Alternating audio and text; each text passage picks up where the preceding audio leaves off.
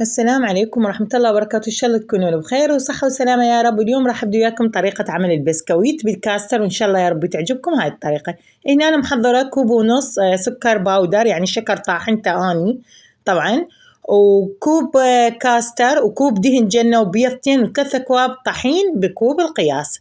هنا أنا راح أخلط بيضتين طبعا، وأخلي الكاستر عليه، كوب كاستر، وهنا ظرف فانيلا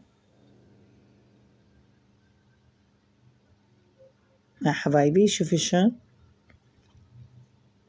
كوب دهن جنة أو زبد، اللي ما عنده دهن يقدر يضيف زبد.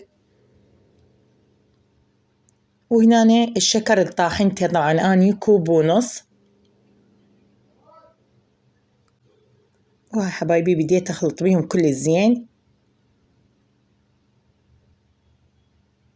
خلطتهم كل زين. وهنا أنا خليت رشات ملح قليل،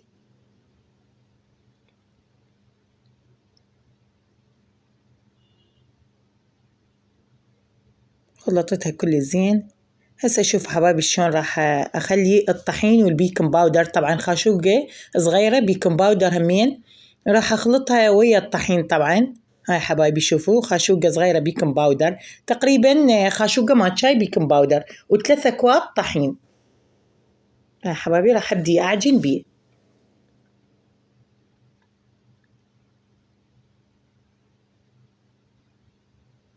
وهنا أنا عجنته بإيدي.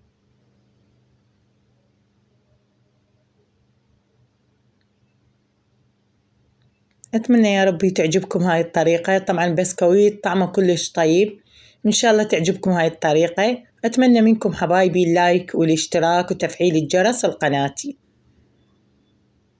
شوف حبايبي، هسه شوف إيش راح أخليه. راح أخلي ربع كوب حليب، طبعا مو هواية الحليب اللي راح أستخدمه، راح أستخدم ربع كوب. شوف حبايبي شلون، بس مجرد ينعجن بيه، وتكون عجينته قاسية.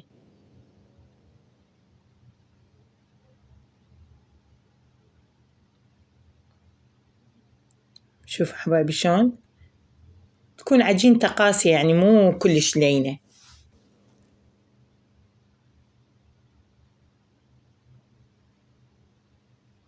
وهنا بدأ ينعجن وياي كل زين. وهنا أنا حضرت هذا القالب، وأي قالب متوفر عندكم تقدرون تستخدموه. عندي هذا القالب. شوفوا حبايبي بديت أشكل بيها. أول ما أشكلها على كرات صغيرة، وبعدين هالشكل أسويها بالقالب. هذا القالب هو راح يطبعها على شكل وردة وأي شكل تريدوه. متوفر هذا القالب ب1000 دينار. هاي حبايبي شوف شلون. وطبعا الصينية العفو ما دهنتها، خليت ورق الزبدة عليها.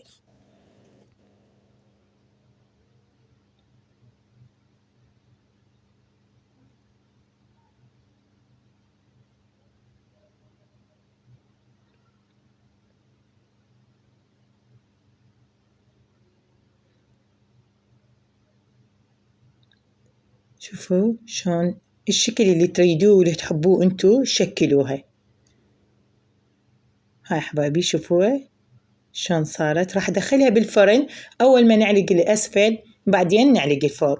وما طولت عندي هواية بالفرن، تقريبا أخذت أقل من نصف ساعة. وهاي حبايبي كملت ويانا.